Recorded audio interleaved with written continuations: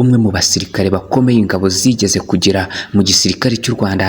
Kuri uyu munsi tariki ya 11 ukwezi kwa kane biravuga yuko yaba yamaze gutabwa muri yombi na zimwe mu ngabo za M23 ni mu gitero gikomeye cyagabwe muri iri joro, aho bivugwa yuko abasirikare barwanira ku rugamba ndetse bakaba na bamwe mu bahagarariye umutwe wa M23 binjiye hariya mu mujyi wa Kinshasa, by'umwihariko bakaba bari bawinjiyemo banyuze Kisangani ngo baba bataye muri yombi witwa Kayumba Nyamwasa. Ariko nanone aya makuru akaza nyomozwa na bimwe mu binyamakuru bikorera muri leta ya Kongo ndetse na bimwe mu binyamakuru bikorera hano ku butaka bw'u Rwanda, byamaze kuvuga yuko iyi nkuru yaba ari igihuha. Turaje rero ngo tukubwire byinshi utigeze wumva kuri Kayumba Nyamwasa. Ese ubundi kuki bari gushaka kumwica? Yaba yarakoze iki cyamutandukanyije n'abo mu burasirazuba bwa Kongo, yaba n'abanyarwanda muri rusange? Wowe icyo tugusaba, reba hasi aho handitse ijambo subscribe cyangwa se sabone, ubundi ukandeho kugira ngo utazajya ucikwa n'ibiganiro byacu. Naho nge yita Mr Hit aka The Game Changer. Reka dutangire. Tudatinze reka mbabwire ko iyi nkuru tuyikesha umwe mu muyoboro wa YouTube ukorera murandasi witwa Rwanda News Info, niwo dukesha aya makuru.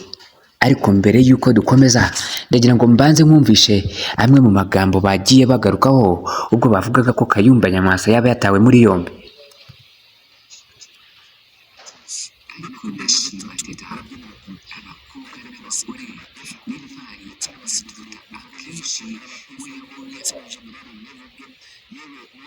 Kugeza ubu Giseke Dicilondobo n'agahinda kuri bo.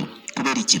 Ni inkuru ya Kasamutwe yongeye kutugeraho y'ubutasi twamaze gutohoza y'uburyo Kayumba Nyamwasa ubwe yageze Kinshasa mu buryo bw'ibanga rikomeye, ariko bikarangira agambaniwe. Abaperezida babiri babigizemo uruhare, ariko Neva ndetse na Giseke bahanahanye amakuru, bikarangira habonetse andi makosa akomeye yakozwe mu kongera kurekereta umutwe wa P5 umaze iminsi wizeza Giseke ndetse na Neva ko uzakora ibitangaza ndetse n'amabara mu buryo bukomeye, bikarangira ngo yigarura ibice by'iminembwe maze ubundi urugamba rugakomereza mu Rwanda nk'uko rero bamaze kubiganira, ariko rukaba runashingiye no kwambura M23 kibaya cyose cya Plaine de Ruzizi, maze ubundi urugamba ruje ngo rukabona gushyushwa mu buryo bukomeye. Ariko icyo cyizere cyose cyayobotse mu mwanya muto nko guhombya, nyuma y'uko yabaga gakomeye bari bashoye muri uyu mugabo wari maze iminsi yizeza ba perezida bose ko agiye kuzakora ibara mu buryo bukomeye, kuko ibibazo biri muri aka karere bashinja u Rwanda ngo bivugwa neza ko uyu mugabo ari we wariyemeje ngo kubikemura mu buryo bukomeye. Ariko gahunda y'inda nini ndetse no gushaka kwigwizaho umutungo ngo byatumye ibintu bisubirira ububi, nyuma y'uko urugamba rumaze iminsi ruca ibintu mu buryo bukomeye. Ariko noneho rukaba jenoside yeruye ku banyamurenge mw'abantu mwe, ibi byabaye byo n'agahomamunwa.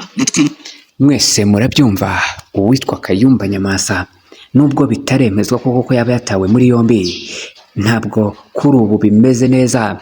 Amwe mu makuru ava ku kibuga cy'imirwano hariya muri Repubulika Iharanira Demokarasi ya Kongo aravuga yuko Kayumba Nyamwasa mbere yuko bamufata ngo yari arwariye mu bitaro hariya mu mujyi wa Goma, no mu mujyi wa Kisangani, ariko nanone bikaza kunyomozwa n'umuryango we. Ndagira ngo ngushimire wowe twabanye kuri uyu muyoboro wa YouTube, ngira ngo mubwire ngo nizere ko wamaze gukora subscribe, kuko ibyiza byo bigiye kuza imbere. Ni akarusho.